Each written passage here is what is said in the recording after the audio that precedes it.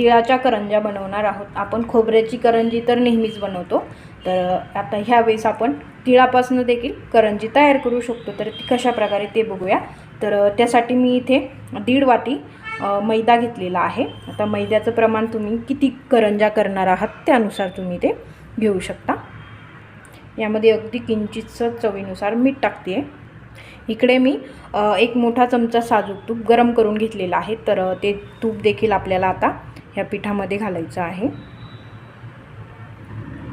याने आपलं जे मैदा आहे तो मस्त असा फ्लफी होतो आणि मस्त आपल्या खुसखुशीत अशा करंज्या तयार होतात. तूप गरम आहे, त्याला थोडंसं थंड होऊ देऊया.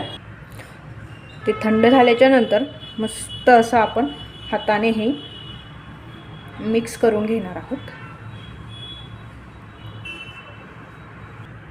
तर तूप व्यवस्थित मिक्स झाल्याच्या नंतर तुम्ही याचं टेक्स्चर बघू शकता.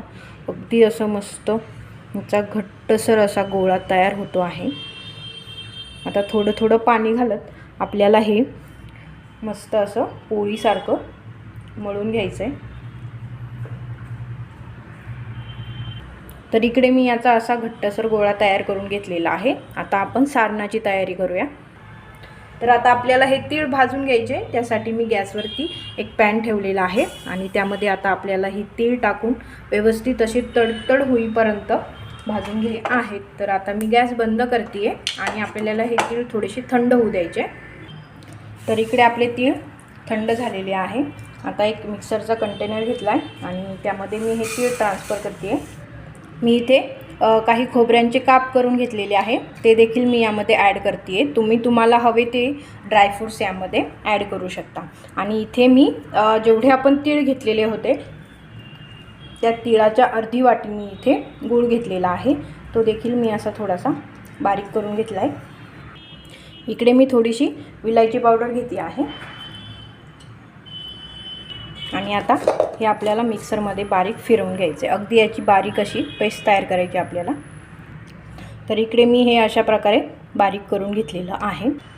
इथे पीठ देखील आपलं व्यवस्थित भिजलेलं आहे. तर आता याला थोडंसं पोळपाटावरती मी एकजीव करून घेते पुन्हा. तर अशा छोट्या छोट्या अशा मी इथे याच्या लाट्या तयार करून घेते. तर आता त्यातलीच एक लाटी घेऊन मी इथे मस्त असं याचं पातळ एक छोटीशी पोळी तयार करून घेते. छान मस्त पातळ असं पान लाटून घ्यायचं.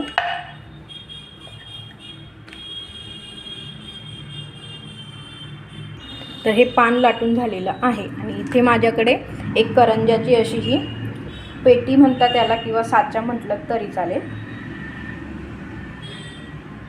त्यामध्ये असं मी हे पान सेट करून घेते आणि आपण जे यामध्ये टाकण्यासाठी तिळाचं सारण बनवलेलं होतं ते आता मी यामध्ये भरते.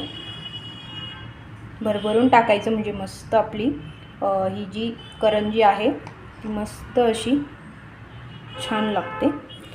आणि आता मी इथे कडाला थोडंसं पाणी लावून घेते. तुम्ही दूध लावलं तरी चालेल. दुधाने देखील हे व्यवस्थित सील होतं. व्यवस्थित हे पॅक झालं पाहिजे म्हणजे मग आपली करंजी तेलामध्ये फुटत नाही. आणि मस्त असं मी हे पॅक करून घेते यावरती. साच्यामुळं काय होतं आपल्या करंजीला मस्त असा शेपही येतो अगदी करंजीसारखा आणि साईडने अशी थोडीशी डिझाईन पण निघते. एक्स्ट्राचं जे आहे ते मी काढून टाकते. तर बघू शकता हे साईडने थोडंसं निघतं. तर वेळेवर पुन्हा आपण हे असं पॅक करून द्यायचं. तर अशा पद्धतीने आपली ही करंजी तयार झालेली आहे. आणि आता अशाच पद्धतीने बाकीच्या करंज्या देखील आपल्याला लाटून भरून घ्यायच्या आहेत. सर्व करंज्या बनून झालेल्या आहेत. आता आपण ह्या तळून घेणार आहोत. तर मी गॅसवरती कढाई ठेवून त्यामध्ये तळण्यासाठी तेल टाकलेलं आहे आणि आता तेल देखील हे आपलं गरम झालं आहे. आता एका वेळी तेलामध्ये जेवढ्या बसतील तेवढ्या करंज्या मी यामध्ये टाकणार आहे. अगदी मंद गॅसवर आपल्याला ह्या छान अशा तळून घ्यायच्या आहे.